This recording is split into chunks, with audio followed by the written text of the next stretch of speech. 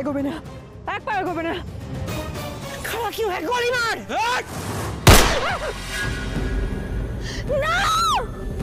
অনুরাগের ছোঁয়া ধারাবাহিকের আজকের পর্ব। ধারাবাহিকের শুরুতে আমরা দেখতে পাই রুটি দীপাকে ছোঁয়ার জন্য হাত বাড়ালে যমুনা মাসি এসে বলে, তুই এখানে কেন এসেছিস, যা এখান থেকে। অন্যদিকে আমরা দেখতে পাই সোনাকে শাড়ি চুড়ি পরানোর জন্য অনেক জোর করা হয়। শাড়ি পরবে না বলে সোনা অনেক জোরে চিৎকার করে এবং দীপা শুনতে পেয়ে মনে মনে বলে, আমি ঠিক জায়গায় এসেছি, আমি ঠিক ওদের উদ্ধার করতে পারবো। দীপা যমুনা মাসিকে গিয়ে বলে, মাসি আমি ওই মেয়েকে বুঝিয়ে ঠিক রেডি করাতে পারবো। যমুনা মাসি বলে, তুই ওর কাছে কেন যেতে চাইছিস, তুই কি মেয়েটাকে চিনিস? তোর গায়ের রং এবং ওই মেয়েটার গায়ের রং এক, এমনকি দুজনেই বাঙালি। দীপা খুবই টেনশনে পড়ে যায় এবং বলে, তাহলে কি সব বুঝে গেল, আমাকে এসব কথা কেন বলছে?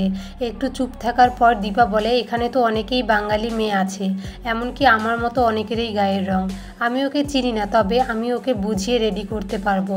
পরের পাটে আমরা সেনগুপ্ত বাড়িতে দেখতে পাই জয়কে গ্রেফতার করতে পুলিশ আসে এবং লাবণ্য বলে, পুলিশ আনতে উনি তো আমাদের কাছেই ছিল, উনি কাউকে ফোন করেননি। যদি 10 মিনিট আগে ফোন করে থাকে তাহলে বলবো উনি 1 ঘন্টা থেকে আমার সাথে ছিল, নিশ্চয়ই কেউ ওনার নাম করে আপনাকে ফোনটা করেছে। বিশ্বাস না হলে আপনি ফোন চেক করে দেখতে পারেন। পুলিশ উর্মির ফোন চেক করে বলে, ঠিকই বলছো, ওনার ফোন থেকে ফোন আসেনি, তবে প্রমাণ ছাড়া আমরা কাউকে বিশ্বাস করতে পারি না, তুমি অনেক বুদ্ধিমান, তাহলে আমরা এখন আসি। একটু মোড় ঘুরিয়ে আমরা দীপাকে দেখতে পাই। দীপা, তোমরা মাসি থেকে সোনার কাছে যাওয়ার পারমিশন নেই এবং এই সুযোগে দীপা সোনার কাছে যায়। দীপাকে দেখে সোনা জড়িয়ে ধরে কান্না করে বলে, মা তুমি এসেছো, কিন্তু বাবাকে ওরা আটকে রেখেছে। এদিকে আমরা সেন বাড়িতে দেখি জয় লাবণ্যকে নিয়ে ঘরে যাবে, তখন উর্মি বলে, বাবা মেয়ের খুব পীড়িত হয়েছে তাই না, তোকে আমি ঠিকই বোর্ডিংয়ে রেখে আসবো। উর্মি লাবণ্যকে নিয়ে জয়ের সাথে হাতাহাতি করতে উর্মি শিরে বই পড়ে যায় এবং জোরে জোরে চিৎকার করে, বলতে থাকে, কে কোথায় আছো, বাঁচাও আমাকে।